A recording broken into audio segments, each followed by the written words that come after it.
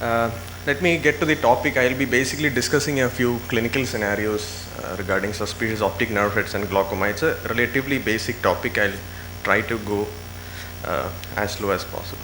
Now, let's look at this clinical scenario. You are presented with three different discs, and which is the one which we are most likely to pick up as glaucomatous. If your answer is the one on the extreme right with the larger cup disc ratio, you would be wrong, because large cup disc ratios have been shown to have very low positive predictive value for subsequent development to glaucoma, whereas the narrowing of the neuroretinal trim has been shown to be a much more valid factor. Now, this is also true of our own clinical experience, because we find large number of patients with large cup discs who actually turn out not to be glaucomatous. Of course, Dr. George Spaeth, who has done a lot of work in this regard, has published these scary appearing discs in the upper half. These are very scary appearing discs, the kind of discs where you would want to sharpen your knives and initiate treatment straight away. These couple of discs have been followed up for over 30 years without any treatment. Whereas much more, if you look at disc number B and C, the small disc here with an eccentric cup and then neuroretinal trim thinning here, and neuroretinal trim thinning present over about 120 degrees here, these were found to be glaucomatous. Now, an objective way to actually analyze this was developed by Dr. George Spaeth, called the disc damage likelihood scale, which basically tends to shift your emphasis from the cup to the neuroretinal trim and takes into account of the disc size. This is very easy to actually practice. It just takes a little bit of initiative in the very beginning, and after that this staging becomes very easy. So it stages this from 0 to 7 at increasing likelihoods of damage, which is an objective parameter that has been shown to be in multiple studies validated across the board superior to cup disc ratio, and as sensitive and specific as HRT2 at 1/100th of its cost, positive correlation with intraocular pressure and with pattern standard deviation. Now, if we applied the disc damage likelihood scale to the first three discs I showed in the figure, it will not be surprising to note that all the three discs have the same likelihood of glaucomatous damage. So, the funny thing is, glaucoma is a disease of the retinal ganglion cells, and whose nerve fibers, the retinal nerve fiber layer, is what is affected. But instead of looking at the only portion in the retina, in the visible retina where the retinal nerve fiber layer is not visible, is the cup. Everywhere else you can find the retinal nerve fiber layer, but we tend to keep our emphasis on the only area or the adjoining area where the retinal nerve fiber layer is absent, which is the cup. It is like looking at the gallbladder for a liver problem. However, we need to shift our emphasis and look at where the pathology is, at the rim, at the borders, and at the retinal nerve fiber layer. Now, if we are presented with a disc like the one on the left hand side here, this is an apparently glaucomatous disc. The disc itself shows, therefore the diffuse loss of RNFL, which is a little difficult to pick up in practice, is not very important. But this disc, which apparently looks normal, however there are well defined RNFL defects. Therefore, how do you deal with these localized RNFL defects? These localized RNFL defects are critically important because they have high specificity for glaucoma, and they are found in early glaucoma. They are preferentially located in superior and inferior temporal regions and has strong association with normal tension glaucoma and disc hemorrhages. And it is also interesting to note that though RNFL defects have been known to occur even before the defects appear on standard white on white perimetry, as Madam also showed, it has also been reported that the fast RNFL algorithm of the Stratus OCT may not actually pick up these RNFL defects, though CIRRUS tends to pick up, and there have been no reports of cases where CIRRUS or spectral domain OCT hasn't picked up.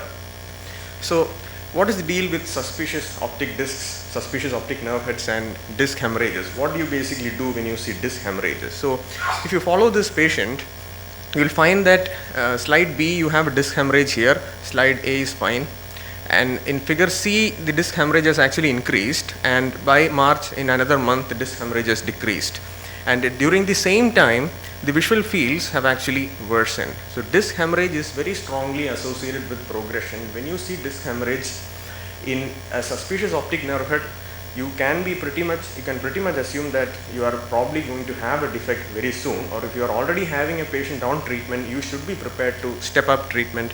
Another example here, A and B, showing no RNFL defect or any disc hemorrhage. In 2006 Jan, there is a disc hemorrhage right here, just close to the inferotemporal vein exiting the disc, and in 1.5 years the disc hemorrhage obviously has disappeared, but an RNFL defect has developed right adjoining the area where the original disc hemorrhage was present. So When you see disc hemorrhages, be careful and be prepared for a progression. Now, another scenario where optic discs do create a lot of confusion is high myopia.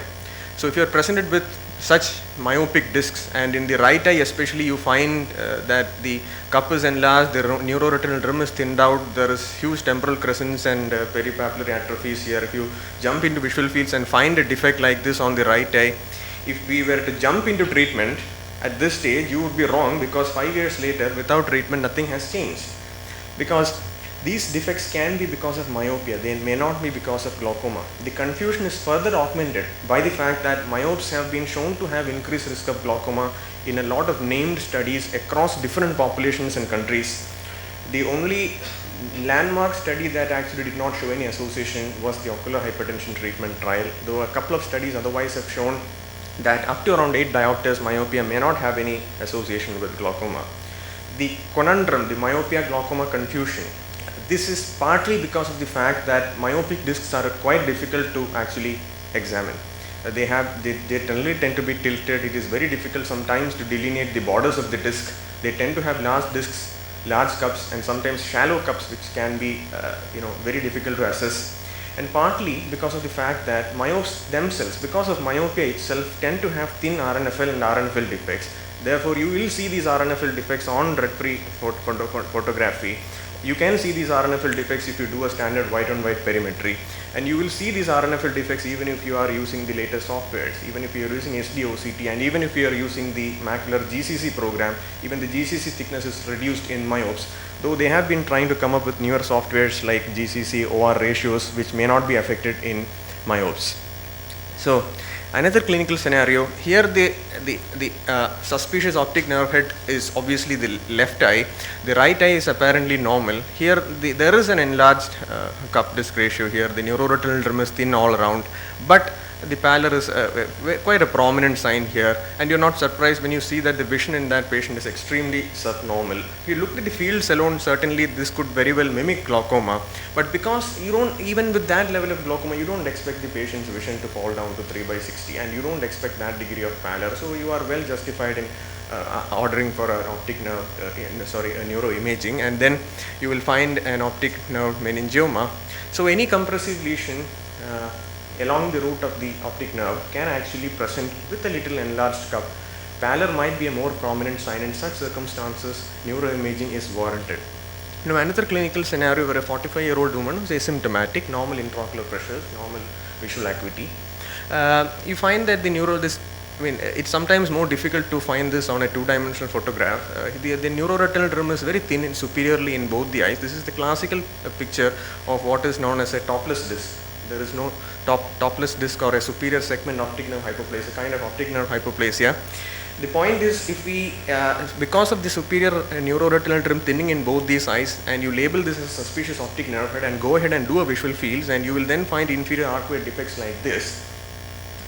And if you start treatment, you will be wrong again, because 4 years later, apparently the only thing that has happened is the visual fields have improved because of possibly the learning curve.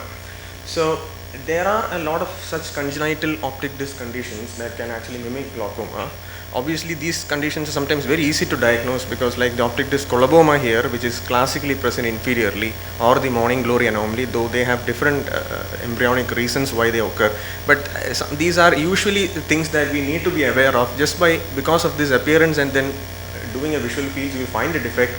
The key word is generally in such circumstances is progression. So the only problem is, I personally have diagnosed a couple of superior segment optic hypoplasia. I'm very, very happy with such a fancy diagnosis. The only problem is, when this was published a few years back, when a patient who was diagnosed already as a superior segment optic nerve hypoplasia with the superior neuroretinal rim thinning and the classical inferior arcuate defects, 5 years later develops a disc hemorrhage in the right eye, just that next to the asterisk, and then there is an RNFL defect here and here. And at the same time, we find that the visual fields have worsened in the central region. You find that this area is spared in 2003 and 2007. After the appearance of this, there is a deepening of the scotoma. And the patient's diurnal variation was checked and found that in the right eye there were 2 peaks of intraocular pressure under 21 millimeters of mercury of close to 6 millimeters of variation, and a diagnosis of normal tension glaucoma coexisting with superior segment optic hyperplasia was made. So even in conditions where you have made very fancy diagnosis, it is sometimes always better to actually follow them up annually. So I will confine my take-home messages through two simple examples. You see a large high myope patient like this, who will present with discs which could be suspicious, and you then examine, order a visual field and find a defect like this, and think that okay, there is a paracentral scotoma, this could be glaucoma. We need not sharpen our pens and write a prescription. These could well be because of the tilted discs itself and not glaucoma. We can certainly observe such patients. On the other hand, a patient who just walked into my OP just 5 days back, who basically came with blurring of vision in the left eye which cause of CSR. My retina chap looks at the disc also very carefully. He sent it across to me, and in the right eye there is a disc hemorrhage here and an RNFL defect here, and the pressures also were in the early 20s. And though here again the visual field defect in standard white on white perimetry has not been picked up, the Cyrus OCT, SD OCT did pick up this RNFL defect. That is not exactly my indication for initiating treatment in this patient. So in other words, to conclude, look at where the pathology is, that is the retinal nerve fiber layer. In conditions like myopia, myopia itself can actually have a lot of defects which can mimic glaucoma. Do not initiate treatment, jumping into treatment. Beware and be aware of conditions which will mimic glaucoma, disc masquerades which I have shown a few examples of, and beware of these conditions coexisting with glaucoma. Thank you. Any questions to be handled? Yes, asymmetry is an important factor. It is one of the reasons why you label a disc as suspicious. Anything that is asymmetrical beyond 0.2 in terms of the cup disc ratio is considered suspicious in its nature. What is the question? I mean, if you have an asymmetry, do we...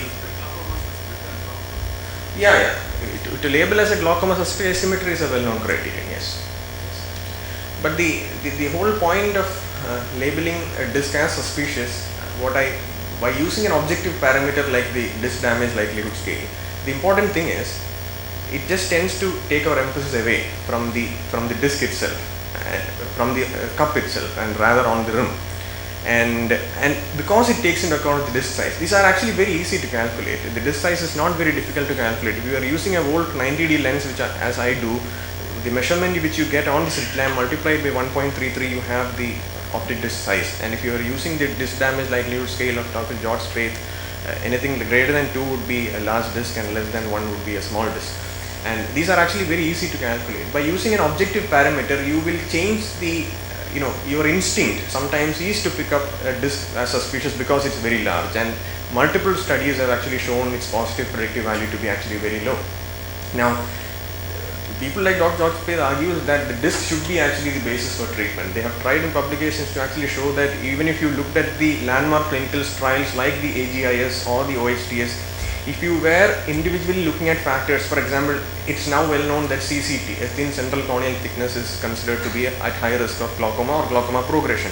But here he was actually demonstrating that disc damage likelihood scale has even a higher correlation than even conditions like CCT or intraocular pressure with glaucoma progression. The loss of neuroretinal rim on the temporal side and temporal pallor. The pallor is actually now. The problem is when you have a loss of neuroretinal rim, in the area where the neuroretinal rim has been lost, you cannot obviously diagnose any color there. It will always be appearing, it will appear as if the cup has extended into that area. It will always you will only be seeing the lamina cribrosa through that. It will appear white. So in that area you cannot. Conditions like for example the Leber's hereditary optic neuropathy, they do not generally present with a lot of thinning. There will be some area of the neuroretinal rim that is left behind at the temporal edge. Only then you can actually distinguish. But apart from Leber's hereditary optic neuropathy, most conditions will only initially start with temporal pallor, and most of them will actually extend all around. For example, in the example I showed, the pallor was actually present all over the disc. It was not just present in the temporal region. Obviously, we cannot, on the basis of that point alone, make a diagnosis of any disease or not. But certainly, if you have a loss of temporal rim, you cannot obviously diagnose pallor at that point. That is not possible.